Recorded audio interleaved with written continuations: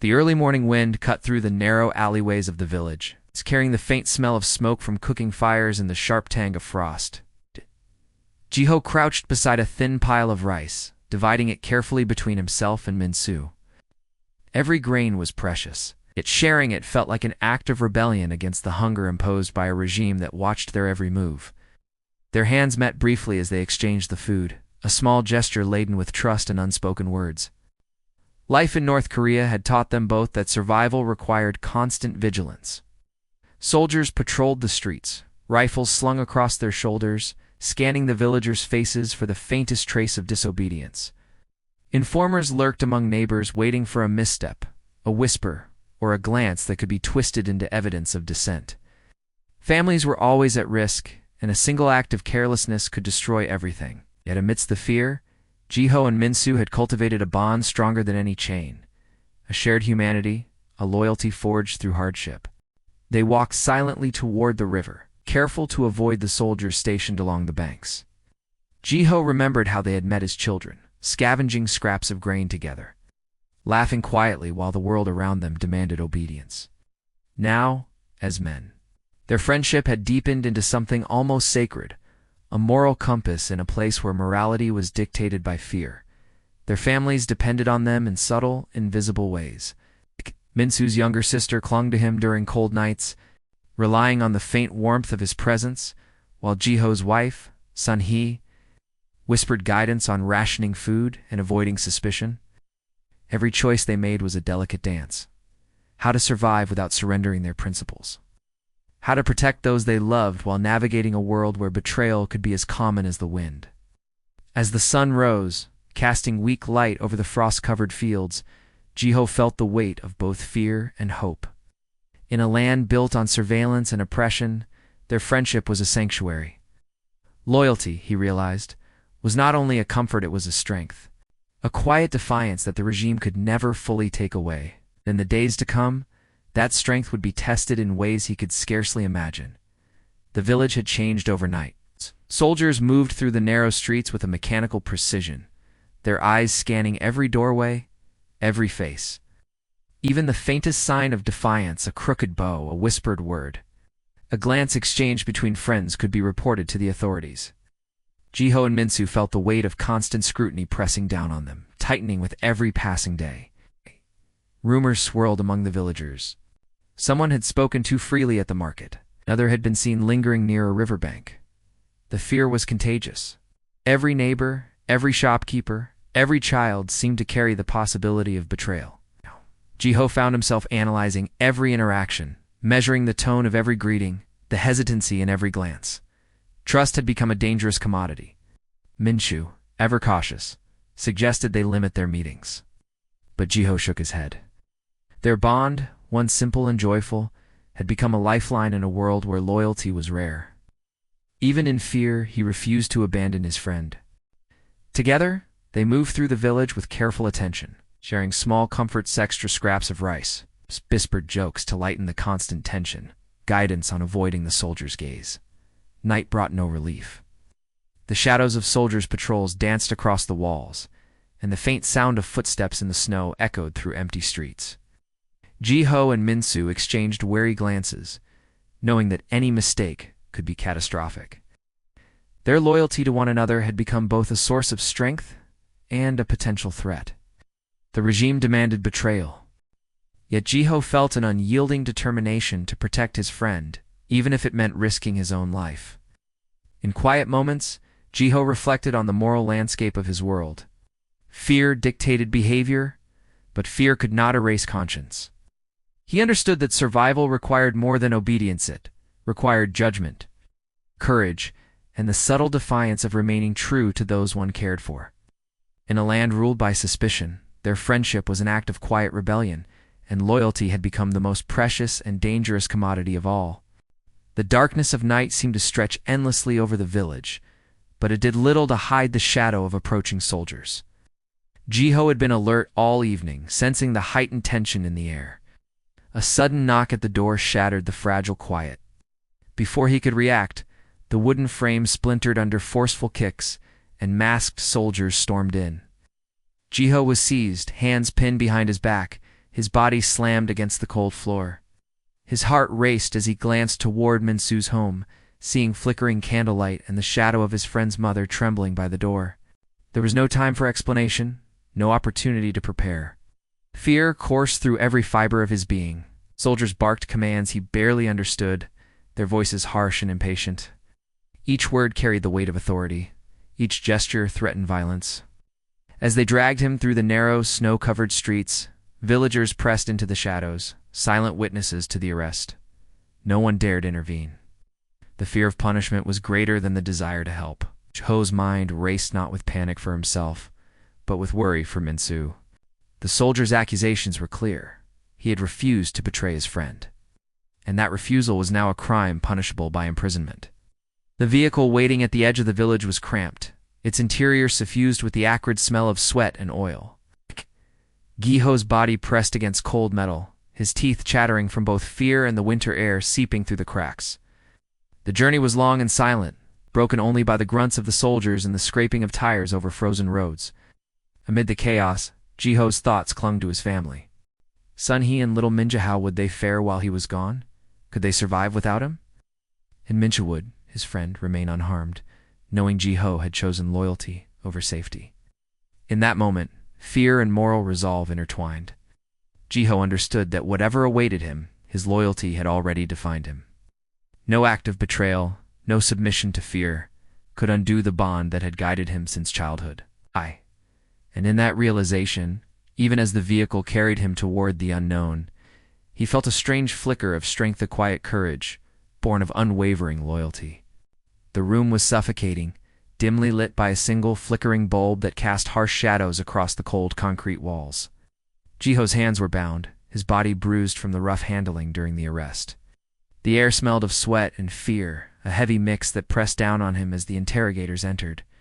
Their eyes were sharp, calculating, searching for weakness. And their voices were low, but relentless, demanding confessions he had no intention of giving. "Tell us about Minsu," one officer hissed, slamming a fist against the table. "Where's he hiding? Who else knows?" Jiho shook his head, a tremor in his spine, not from fear alone, but from the icy determination to protect his friend. Each threat, each fabricated accusation, was meant to chip away at his resolve. Hunger gnawed at his stomach, and exhaustion blurred the edges of reality, yet he clung to his principles. Loyalty, he knew, was worth more than life in captivity. Flashbacks surged unbidden, childhood days spent scavenging rice and laughing quietly in the woods, evenings when their mothers whispered warnings about the dangers of disobedience. The warmth of Minsu's hand in his own during moments of fear, these memories fortified him, reminding him of the man he had always been and the friend he could not betray. The interrogators alternated between intimidation and manipulation. At times they spoke softly, offering a promise of leniency if he confessed. At others they struck without warning, fists and boots punishing his body while trying to crush his spirit. Jiho gritted his teeth, tasting blood and bile, refusing to let pain dictate his moral compass. Hours stretched like days. In the darkness, Jiho's thoughts wandered to his family Sunhee and little Minj, imagining their faces and feeling the ache of separation. But even in this bleakness, he found a stubborn spark of hope. His loyalty was not weakness, it was strength. In refusing to betray Minsu, he was asserting his humanity. Preserving a moral integrity the regime could never fully extinguish. By the end of the night, Jiho's body ached and his spirit trembled, yet his mind remained clear. He had survived the first trial of captivity, and he understood that the real battle would not be against the soldiers alone, but against despair, fear, and the temptation to abandon what he held most sacred. Loyalty, he realized, was the shield he carried into the dark. The detention barracks were a world apart from the village, a place stripped of warmth, dignity, and hope. Jiho stepped inside, shivering from the cold that penetrated even the thin layers of clothing he wore. Rows of prisoners huddled together, trying to preserve what little heat they could find. The air was thick with the stench of unwashed bodies and desperation, a constant reminder of the harshness of their confinement. Food was scarce, meager, portions of watery gruel and stale bread, barely enough to keep the hunger at bay. Sleep was broken, as guards patrolled relentlessly, shouting orders, checking for signs of rebellion, or inflicting punishment at random. Every sound, every shadow, carried potential danger. Trust was a luxury no one could afford, and yet, amid this bleakness, small acts of solidarity began to emerge. Jiho found his place among the prisoners slowly. A man in the corner offered him a scrap of bread. A woman whispered advice on avoiding the guard's attention. These quiet gestures were acts of defiance in themselves, tiny rebellions against the regime's attempt to crush humanity. Jiho realized that survival was not merely enduring the cold or hunger, it was sustaining spirit, fostering trust, and preserving a shred of dignity in a place designed to destroy both. He spent hours observing the subtle rhythms of the barracks, who moved cautiously, who whispered warnings, who offered comfort. These patterns became his map of survival. Loyalty, which had defined his life before, now became a tool to navigate this harsh reality. Even small alliances and unspoken promise to protect a neighbor, a shared glance to warn of danger held life-saving power. At night, when the barracks fell into uneasy silence, Jiho pressed himself against the cold wall, thinking of Minsu, Sunhee, and little Minjae. Memories of laughter, warmth, and trust fortified him. Though separated from the people he loved and confined in a place meant to break him, Jiho discovered a deeper understanding, that loyalty and solidarity, even in the smallest forms, were stronger than fear, hunger, or brutality. In the shadows of the barracks, Jiho found a fragile sense of agency. Though the regime could control his body, it could not dominate his mind or erase the principles that had guided him all his life. In that realization, he found a quiet strength, a foundation upon which he could endure the trials yet to come. The guards arranged a cruel spectacle. Prisoners were ordered to line up, each one's face pale and tense. As the officers explained the new rule, provide information about friends, neighbors, or family in exchange for slightly better treatment. The room was heavy with fear, and whispers carried the weight of desperation. One wrong word could destroy lives. The atmosphere was suffocating, yet Jiho stood rigid, his mind focused on Minsu. Officers circled him like predators, prodding, questioning, and issuing veiled threats. "All we know about him," one said, voice low and menacing. "Tell us where he is, and your suffering may end." Beatings followed every pause. Every hesitation meant to break the resolve of those who dared to resist. Hunger and exhaustion made Jiho's body tremble, yet he remained steadfast. To betray Minsu was unthinkable. Loyalty was no longer just a principle. It had become a shield and a weapon, protecting both himself and the friend he could not abandon. Other prisoners faltered under the pressure. Some whispered names, trying to earn the guards' favor, their faces twisted with guilt and fear. Jiho watched silently, heart aching for them. In those moments, he understood that loyalty was not merely a personal virtue, it was a lifeline connecting individuals in a world where isolation was a tool of oppression. Memories of childhood with Minsu surged forward. Shared laughter, whispered secrets, and the countless ways they had saved each other from harm. Those moments became armor, reinforcing Jiho's moral and emotional resolve. Even as the guards struck again, attempting to intimidate him, his mind clung to the certainty that betrayal was a far greater defeat than any physical pain. By the end of the day, Jiho's unshaken stance had drawn attention, both from guards and fellow prisoners. Some looked at him with quiet admiration, others with envy and doubt. Yet in the shadows of the barracks, a subtle shift began. Whispers of his courage spread, inspiring small, silent acts of defiance. Loyalty, Jiho realized, was contagious. In refusing to abandon Minsu, he had become a living reminder that integrity could endure, even under relentless cruelty. The punishment came swiftly and without mercy. Jiho had been marked for his continued refusal to betray Minsu, and the guards ensured that the consequences were both physical and psychological. He was dragged into the open courtyard, where the biting wind cut through his tattered clothing, and subjected to repeated beatings. Fists and boots struck him relentlessly, each blow a reminder of the regime's power and the cost of defiance. Blood mixed with snow on the hard ground, and pain radiated through every muscle, yet Jiho's resolve remained unbroken. Inside the barracks, whispers circulated among the prisoners. Some feared to even glance at him, worried that association might draw punishment. Others, however, were inspired. They saw a man who could endure unimaginable suffering without surrendering his principles, a living testament to the strength of loyalty. In subtle ways, small gestures of solidarity began to emerge. An extra scrap of bread, a quietly shared blanket, a glance that said, "You are not alone." Jiho's thoughts drifted to Minsu and his own family. Sunhee and little Min-jae understood that every strike, every moment of agony, was a tangible expression of the moral price he paid to remain true to his convictions. Yet, loyalty demanded sacrifice, yet it also offered a strange kind of empowerment. By refusing to betray, he maintained the integrity of his spirit, even as his body bore the punishment. In the quiet hours of the night, when the barracks fell into uneasy silence, Jiho reflected on the paradox of endurance. Pain was immediate, crushing and undeniable, but it could not touch the core of who he was. His loyalty had transformed from a private conviction into a symbol of resilience, radiating quietly to those around him. Even in suffering, he realized that moral courage had the power to inspire, to connect, and to sustain hope in a place where despair was the intended result. By sunrise, Jiho lay bruised and battered, yet within him burned an unyielding fire. The cost of refusal had been high, but it had forged a strength deeper than fear, cruelty, or coercion. He understood that survival was not merely about enduring the body as pain, it was about preserving the soul's integrity. And in this, loyalty had become his most potent weapon. Life in the barracks grew harsher with each passing day. Yet, Jiho began to notice subtle threads of connection forming among the prisoners.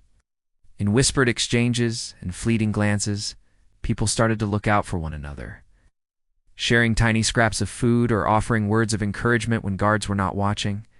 In the oppressive environment designed to isolate and terrify, these small acts of solidarity became lifelines, carrying the warmth of human kindness through the freezing corridors. Jiho's steadfast refusal to betray Minsu earned him a quiet respect. Even those who had initially feared to approach him began to observe him closely, learning from his example. The loyalty that the guards sought to crush had instead created a ripple effect, inspiring resilience and trust among the prisoners. In hushed voices, men and women spoke of protecting one another, forming invisible networks of care that the regime could not see or dismantle. At night, when the barracks fell into tense silence, Jiho would lie on the thin mat, thinking of Minsu, Sunhee, and little Min-jae. Memories of shared laughter, childhood mischief, and family warmth fortified him against the cold and fear. He realized that loyalty was more than a moral stance, it was a form of resistance, a quiet rebellion against the regime's efforts to strip people of trust, compassion, and courage. Small victories became meaningful. When a prisoner received extra rations and chose to share them, or when a whispered warning saved someone from punishment, Jiho saw the power of collective strength born from loyalty. It was subtle, almost invisible, yet profoundly transformative. In a place designed to erode humanity, these bonds were proof that the human spirit could not be entirely broken.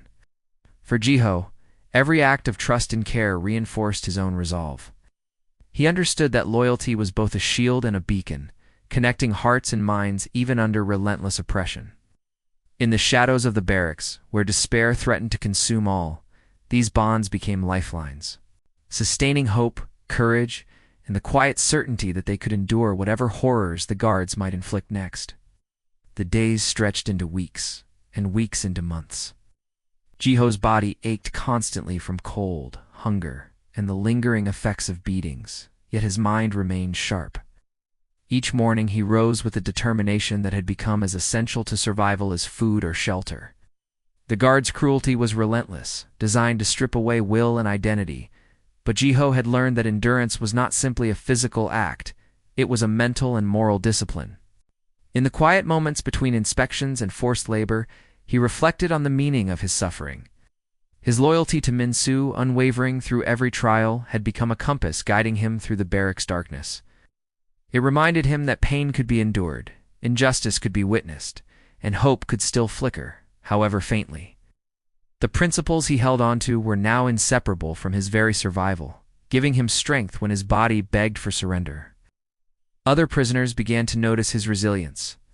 Some drew courage from his example, taking small risks to support one another, sharing bread, hiding a blanket, or offering a comforting word.